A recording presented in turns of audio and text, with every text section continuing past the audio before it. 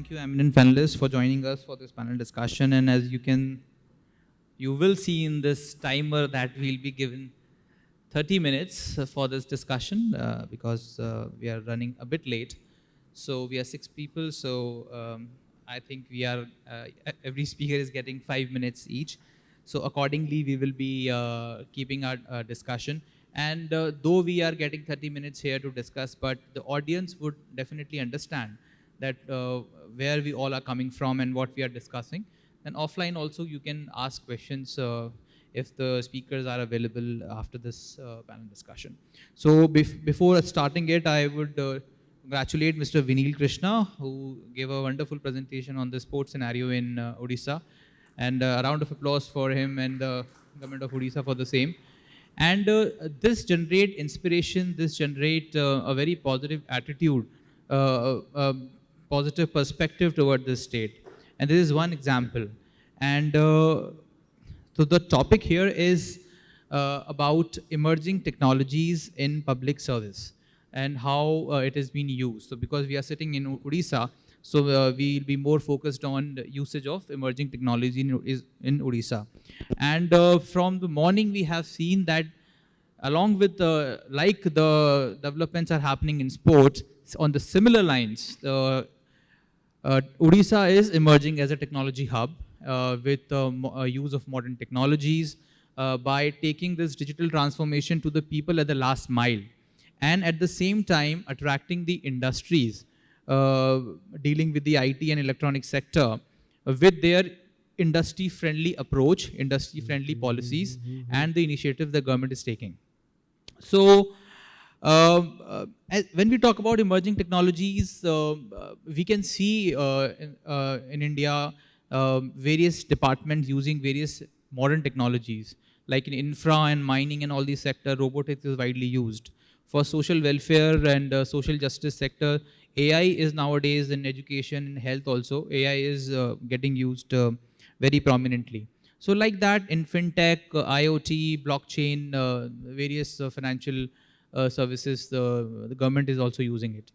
So it has been widely used. So now we have today in this panel discussion stakeholders from various segments, industry as well as government, and in government also, from infra, from social welfare to hardcore IT. We have all the stakeholders here. I'll start with Mr. Sanjay Kumar Mishra, who is the CMD, Chairman cum Managing Director of Odisha Power Transmission Corporation Limited, OPTCL. Mr. Mishra, the transmission of energy, it has become, it has also transformed a lot. Nowadays, why? Because the sources of energy have, also transformed. Like from the conventional source of energy, a lot of unconventional sources of energy, green sources, clean energy, renewable energy, a lot of new and alternative sources of energy have come up. So I would like to understand from you that in OPTCL, how are you leveraging technology for a smooth and proper transmission of energy in Odisha, which is one of the most prominent and important aspect of any state's development? Over to you, Mr. Mishra. Thank you. My eminent panelists and the learned and encouraging participants.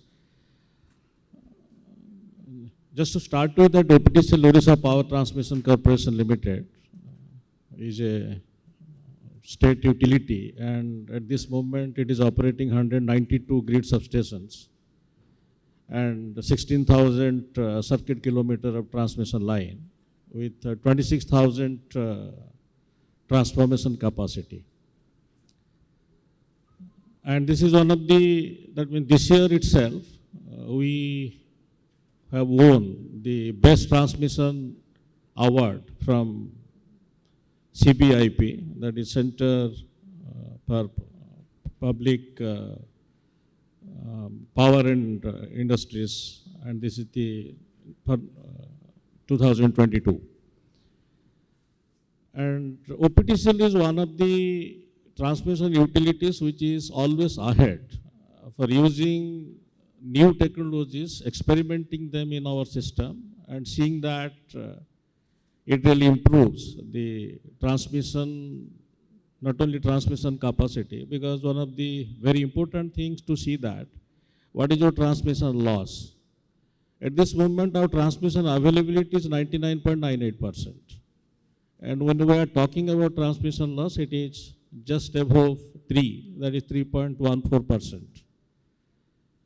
And to achieve all those things, we continuously explore the new technologies which can be implemented in OPTCL, whereby, for example, recently we are going for a smart grid is one of it, which is required really to see that the third level of the grids are properly being managed and being forecasted, and simultaneously it also helps for the purpose of integration of renewable energy into the system, which is of course the main requirement at this time when we are talking about by 2030, 40% of the thermal energy is to be replaced by renewable energy, and by 2070, zero carbon footprinting. So this will be requiring a huge transition in the energy sector itself. And for that purpose, we need to plan to not only to strengthen the existing transmission sector, but also to see as and when the renewable energy is coming into picture, that should be properly integrated into our system. And second thing is that when the network is growing and growing in a very big way, because a lot of industries are coming into state of Odisha, so you require huge power and you really need to reach ahead of the industries because this is an infrastructural sector. So we are going for 765 kV transmission line projects and 400 kV ring system, so that not only the power is available from one leg to the other leg, but it has also an alternative leg for supply of the power. And second thing is automatic demand management system is one of that, where it protects your system if there is an immediate surge of power for any of the issues, then finally it protects the backend source of the power and it arrests the problem locally so that we do not have a cascading effect of loss of power and loss of the connectivity part of it and the outage. The same thing is Samast is one scheme and Smart Metering is another scheme. And recently we have, with partnership of PGCIL, we are going for completely automated transmission network, which is known as State Transmission Asset Management System, where all the grids of OPTCL will be managed centrally from Bhubaneswar, and it is all will be remotely monitored from here, and even the maintenance part of it also will be monitored and will be also done from Bhubaneswar itself. So many new technologies are coming. For example, as we know that ROW is a problem as far as transmission sector is concerned, for the linear projects are concerned.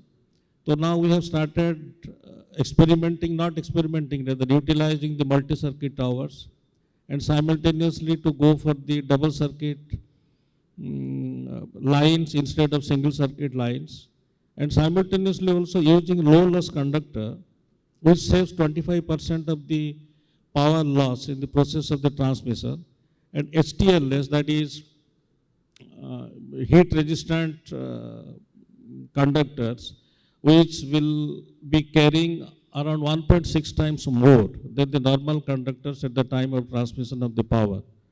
So that in the same corridor itself, we will be able to carry more power and we are not really required to struggle with new transmission lines and also to face the issues of forest clearance and other ROW. So a transformation, that means we can say that OPTCL is getting deep into using whatever new technologies are coming into the arena of energy sector. We are going for that. We are going for them in a pilot basis, and simultaneously we are also populating it so that this robust network of Odisha transmission capacity will be available for the industrial growth of the state. Thank you. Thank you. Thank you, Mr. Sanjay Kumar Mishra, for sharing your thoughts. And I think it is technology usage is very important so that there can be a minimum loss of energy while transmitting it to the from the generation to the distribution network. I think you nicely mentioned about Odisha's initiatives in that sector. Now, let me go to Mr. Sanjay Rakesh, who is Managing Director and CEO of CSC E-Governance Services India Limited. CSC E-Governance, with a wide network of people, not only in Tier 1 city, but Tier 2, Tier 3 cities. CSC has always been a pioneer in promoting self-employment and various opportunities to the people at last mile, and proliferating e-governance to the tier 2 and tier 3 cities. We are happy that you are here, Mr. Sanjay Rakesh. I will request you to share your thoughts on how CSC e-governance services is using emerging technologies for public service. Thank you. I think CSC e-governance, just for the sake of information of the audience, is a company created by the Government of India for delivery of government services across the country. And today we have about 5.5 lakh centers spread not only in tier 2, tier 3 towns, but in fact on almost all panchayats, and around 400,000 plus villages also have CSC. And CSC say we deliver not only government services, both central, state and municipal, but also the B2C services also. So the technological change that we are seeing is a lot. Things are changing very drastically, and we have to be in sync with the change. Now the way things are changing that we see is first in the field of communication. Now the 5G becoming ubiquitous and IoT becoming part, it would help us in expanding the service network. But what we are very excitedly looking at is the satellite-based mobile service coming to India, which will basically abolish the concept of remoteness. And through CSC or all technology put together, we would be able to deliver services even to the remotest part of the country.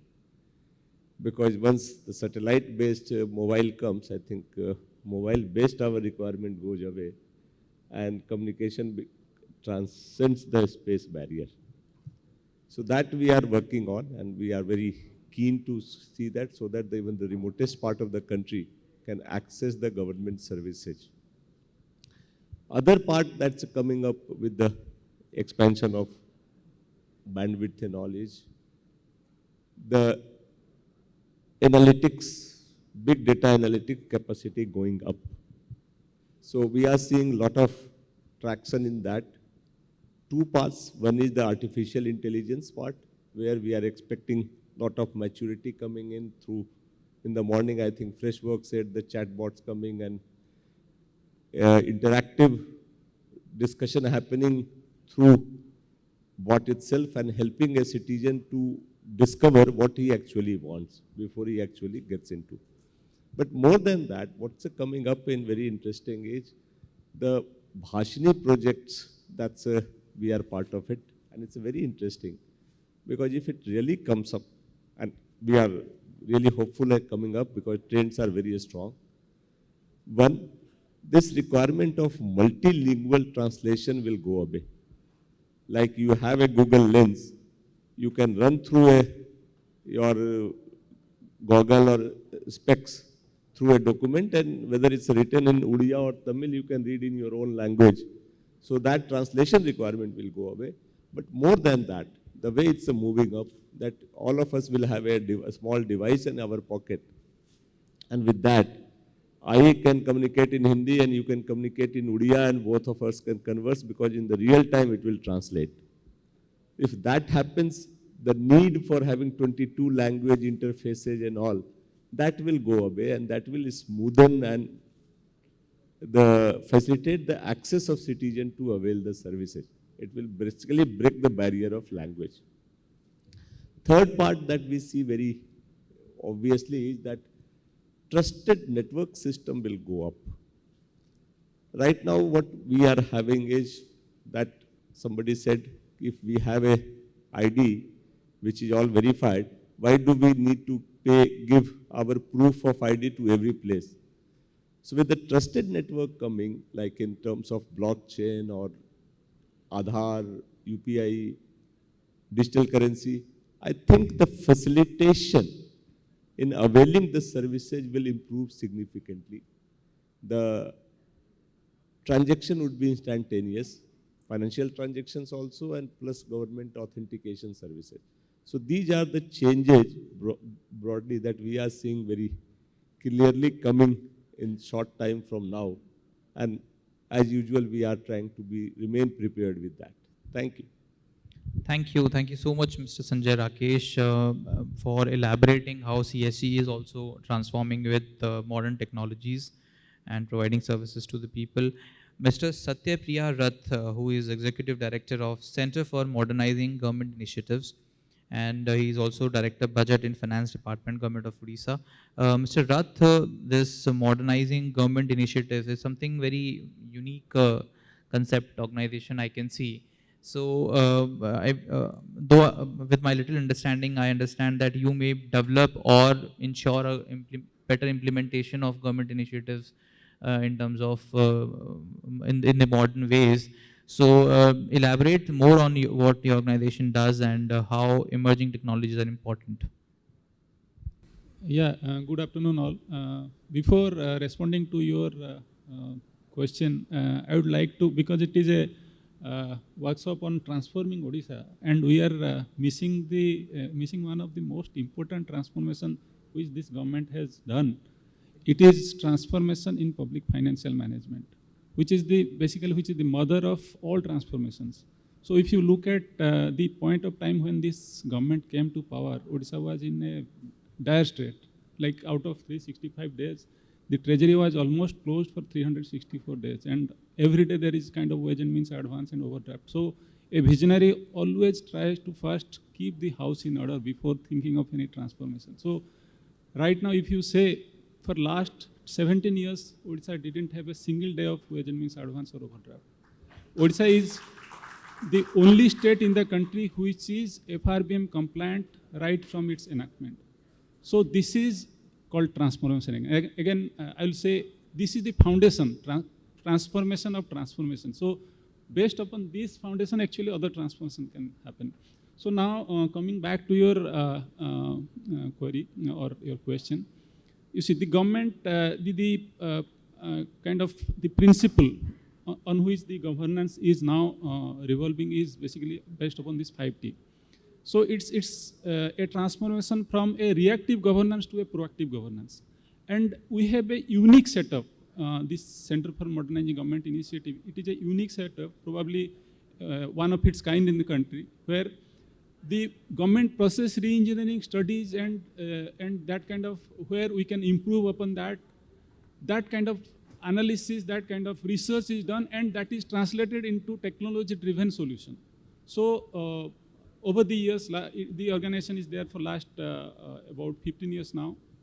And over the years, we have provided solution in a kind of complete HR management where the HRMS takes into account all the activities of the government employees, starting from their salary, their performance appraisal, property statement algorithm to help the government to take a decision or a kind of data-driven decision support system. So for the timing, yes, this is my response. Maybe on further queries, I'll come back. Thank you. Thank you so much, Mr. Rath, for sharing insights on how you are modernizing the government initiatives and the governance in the state of Odisha. Now I request Dr. Ashok Kumar Hota, who is Deputy Director General and SIO of National Informatics Center in Odisha. As we all understand that NIC is one of the most reliable and one of the most used service provider in terms of technology provider for government initiatives, and similar is the case in Odisha. A lot of government initiatives are being handled technology-wise by NIC, developed and executed by NIC as far as I understand. So just give your thoughts on how you are using emerging technologies in government initiatives in Odisha. Very good afternoon to all of you. It is my pleasure to be part of this panel where the stories of transforming Odisha is really encouraging. We all are here to join hands and how to transform our Odisha. Now, one part is the emerging technologies and other part is how effectively we are using the technology. And NIC, apart from all other mandates, the major mandate is the e-governance and to play a catalyst role to reach out the governance at the grassroots level. So Government of Odisha wants that more and more services should be delivered at the doorstep, paperless, and footfall at the government offices will be reduced. Now just imagine, you look at the Tahsil, land record computation system. More than 6 crore plots have been computerized. And for the e-mutation or for the mutation, since 2018, all the physical registers at the Tahsil have been closed. Everything is online. No hybrid model is there.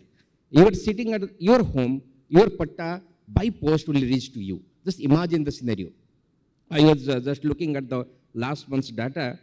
When there was a mandate for 135 days for a mutation, in the last month, more than 3,000 mutations have been happened within 7 days. This is the reduction in the timeline. Now, if you look into the transport sector, there are more than 10 to 20 services which Government of Odisha has given at the doorstep or the paperless. Maybe at the learning license, maybe the renewal of DL. So this is happening only because there is the leadership and the intent to, and as sir told about the process engineering and policy changes to accommodate all those things. Now, another scenario is, there is agriculture. Now, suppose you are purchasing a seed packet. Now, that authenticity of the seed, how you are going to monitor? Now, if you look into what we cannot have in the manually, now when you are using the technology, that is achievable. You just scan the QR code and you can able to know who has produced it, who has certified it, who has verified it, and which nucleus seed from where it was created. All the chain of the seed you can able to trace. Now imagine you are moving across a toll gate and a message comes to you that your PUC certificate is going to be expired within 2 days. How will you feel? This is a warning system. This is a proactive information to you to be ready that you don't have to give any fine on the toll gate. So e-detection application that has been the initiative of Government of Odisha, which have been now successfully implemented in Odisha and now is going to be replicated in other states also. Now how this is happening? How across the country we can have the solutions. That's why NIC is planning or going ahead with a productization like one nation and one platform.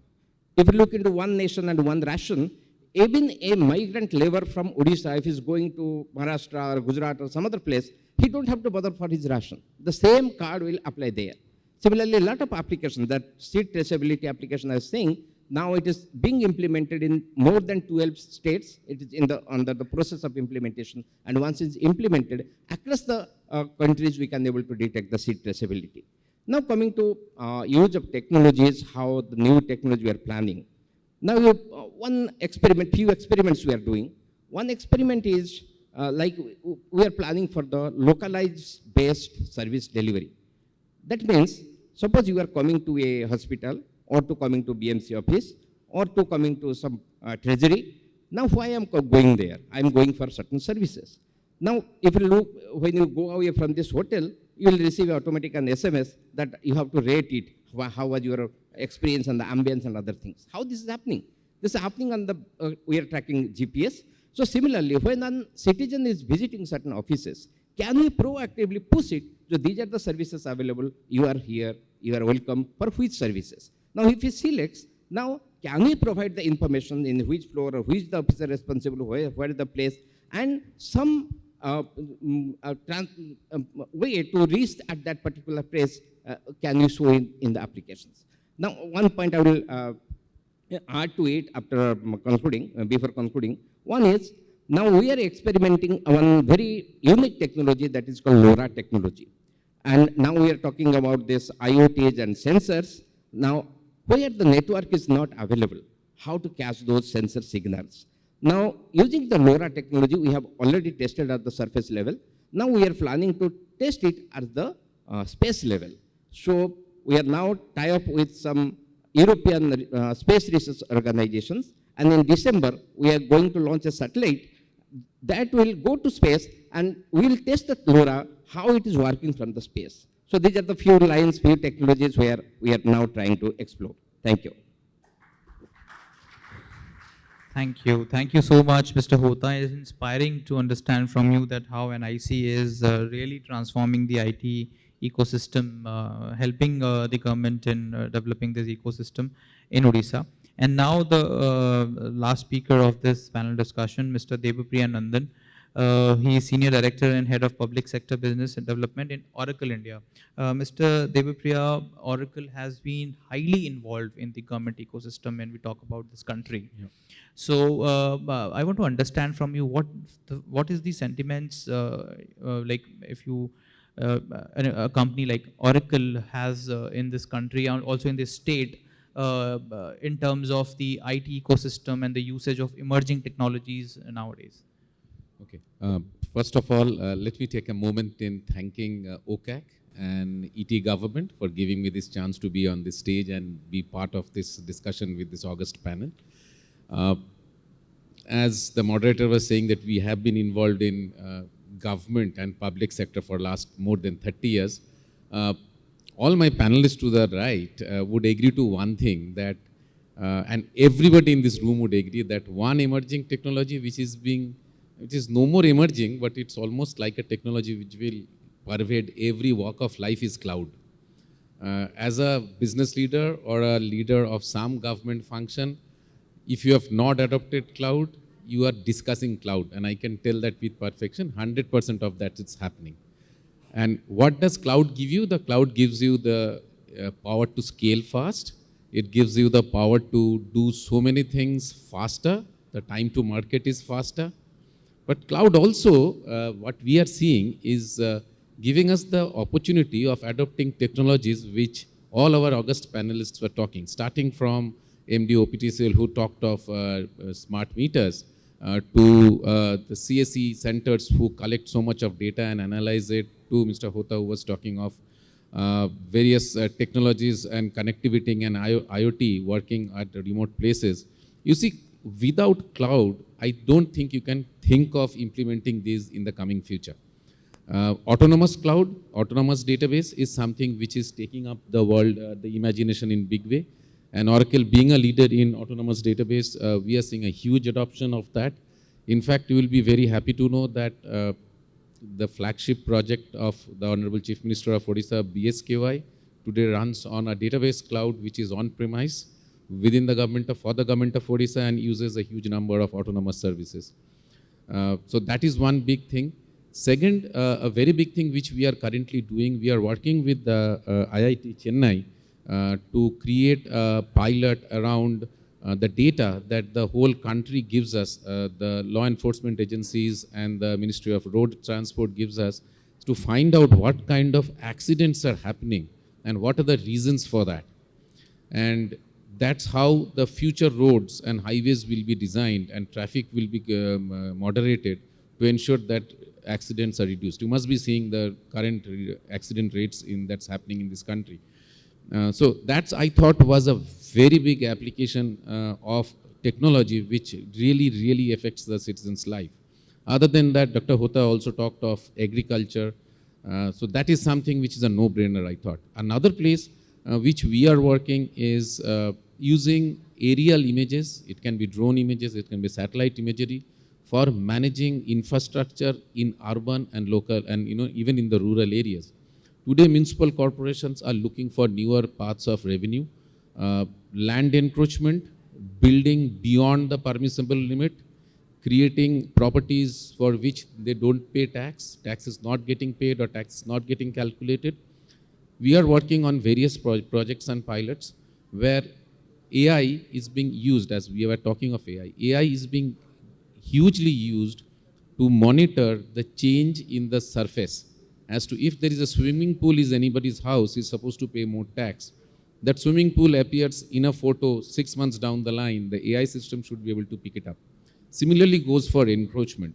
There are a lot of land which is getting encroached, and sometimes maybe for various other reasons they are not looked at, but there are obviously certain places where they really need to be occupied, because if you are putting up an encroachment below a high tension power line, it can actually take your life. So those kind of encroachments, it can be stopped, and aerial AI plays a big role. Last but not the least, one more area which I thought is a very big use is when it comes to analytics. As I said, data is the king. All of us, ever here use data, and we all feel that the more better we can slice and dice and churn our data, the more effective we can be. As Mr. Rath was saying, that they handle finance data, and I'm sure for him data is the king. The more accurate analysis he can do of the data, he can provide more services to the employees, to the government, and even to the pensioners. So analytics using AI is something very big. We at Oracle, all our products, including Oracle database, which is being used by so many places, imbibe this AI technology. And we are seeing it being taken up by almost all lines of business, all types of functions in the government. And in the future is very bright. So I will end by saying that cloud, artificial intelligence, IoT, aerial photography analysis, and obviously there is something more which is called face recognition. I don't have time to go into that. These are the few technologies which is really going to touch the lives of the citizens on a daily basis. Thank you. Thank you, Mr. Devipriya. And I think you rightly mentioned about the importance of data. And like if you take an example of a state like Odisha, where there are a lot of public services are already there. So, and it deals with a lot of data. So, better mapping of data and analyzing that data may also help us in getting to know the what kind of impact it is making to the people, and what kind of results, and how can it be bettered with more interventions. So definitely data is very important here with us. And now, because we have limitation of time and we have 2 more activities after this discussion, so we'll not be able to take questions, and further round of question will not be able to do that. But great to understand from various segments of government and industry here in Odisha. It's a pleasure to know that emerging technologies has a really great place in this government ecosystem, where state is transforming itself in terms of technology. And the audience may ask the questions offline if the speakers are here. You all now know that what all things or the idea they have and what they are doing in the state. So, but here we will have to close this discussion. Thank you so much, eminent panelists, for joining us and sparing time. And here we close this discussion on using of emerging technologies in public service. Thank you.